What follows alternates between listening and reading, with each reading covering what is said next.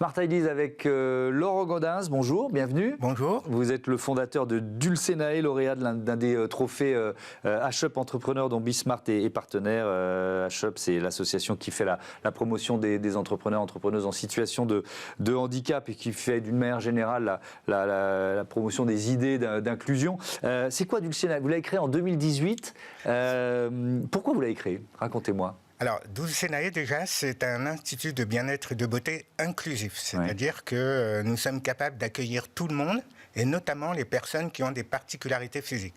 J'entends par particularité physique quelqu'un qui a eu un cancer, une femme qui a un sein en moins avec une mastectomie, quelqu'un qui a une maladie de peau, de l'acné, du vitiligo, ou encore quelqu'un qui est en fauteuil roulant, qui est handicapé. Et on a eu cette idée de créer cet institut parce que j'ai eu une mésaventure dans un spa où une masseuse a refusé de s'occuper de moi parce qu'elle était vraiment horrifiée de voir mes cicatrices.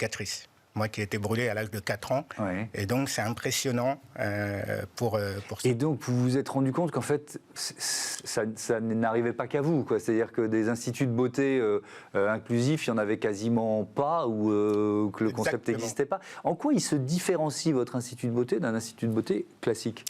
Eh bien, vous avez, si vous prenez toutes les particularités, vous avez 20 millions de Français qui ont du mal à accéder aux instituts de bien-être pour deux raisons principales. Déjà, eux-mêmes ont du mal à faire le premier pas, à y aller. Mais surtout, il faut arriver à s'occuper d'eux, donc à les accueillir correctement, à leur faire des soins avec des gestes particuliers, sans leur faire ressentir leurs particularités, pour qu'ils soient accueillis normalement comme quelqu'un qui n'en a pas. Ouais. Donc ça veut dire, j'imagine, une accessibilité, ça c'est évident, peut-être des tables de massage un peu différentes, des miroirs. Est-ce qu'il y a des miroirs, tiens? Oui, il y a des miroirs. On a des coiffeuses, des miroirs en triptyque, parce que certaines personnes ne souhaitent pas se regarder dans un miroir, donc on a la possibilité de les fermer. Et en fait, on a prévu tout un tas de petites choses qui paraissent anodines, mais qui sont importantes. Si par exemple vous accueillez quelqu'un qui est aveugle, eh ben, on a la gamelle pour le chien guide. Si quelqu'un a une perruque, on a le porte-perruque. On a des tables qui permettent d'accueillir toutes les morphologies.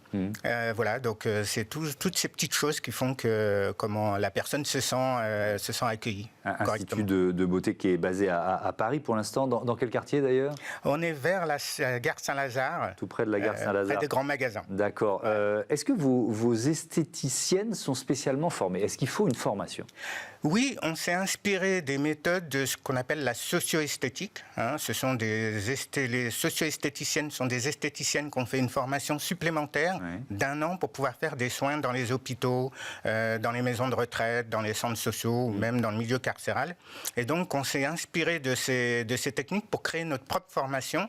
Et donc, toutes nos esthéticiennes sont formées pour accueillir ces clients. Pourquoi? Parce qu'il faut s'adapter aux différentes maladies, aux différents handicaps, aux différents stades de maladie aussi? Effectivement, il faut savoir avoir le bon regard, la bonne écoute et le bon toucher. Typiquement, lorsque vous faites un massage sur quelqu'un qui est brûlé, vous passez d'une zone où il y a une cicatrice à une zone où il n'y en a pas. Et donc, il faut arriver à jongler avec tout ça. Donc, chaque particularité nécessite un accueil et un soin particulier. Et donc, on a développé des protocoles spécifiques. Et à chaque fois qu'on découvre un nouveau cas, on crée un nouveau protocole pour pouvoir accueillir la personne correctement. Vous avez aussi fondé l'association Burn Smiles. Avec quel objectif? Je disais qu'il y a 400 000, je ne pensais pas que c'était autant de personnes brûlées chaque année en France. On a l'impression on ne s'en rend pas compte d'une certaine façon. Oui, il y a 400 000 personnes qui se brûlent chaque année, dont 8 000 qui sont hospitalisées, et vous ne les voyez pas. Lorsque je demande autour de moi, est-ce que vous avez vu une personne brûlée dans un espace public ces 6 derniers mois? La plupart des gens me disent non. Et en fait, effectivement, c'est un gros problème d'estime de soi pour les gens qui ont des cicatrices, et donc ils évitent de se montrer, et ce qui fait que 400 000, à titre d'exemple, vous avez 400 000 nouveaux cancers en France. Vous savez, la cause du cancer, vous en entendez parler, mais sur les brûlés, beaucoup moins. Merci beaucoup Laurent Gaudens d'être venu nous présenter Dulcenae. Bon vent à votre entreprise, à votre institut de bien-être. Voilà, c'est la fin de ce numéro de Smart Impact. Merci à toutes et à tous de votre fidélité à la chaîne des Audacieux. Salut.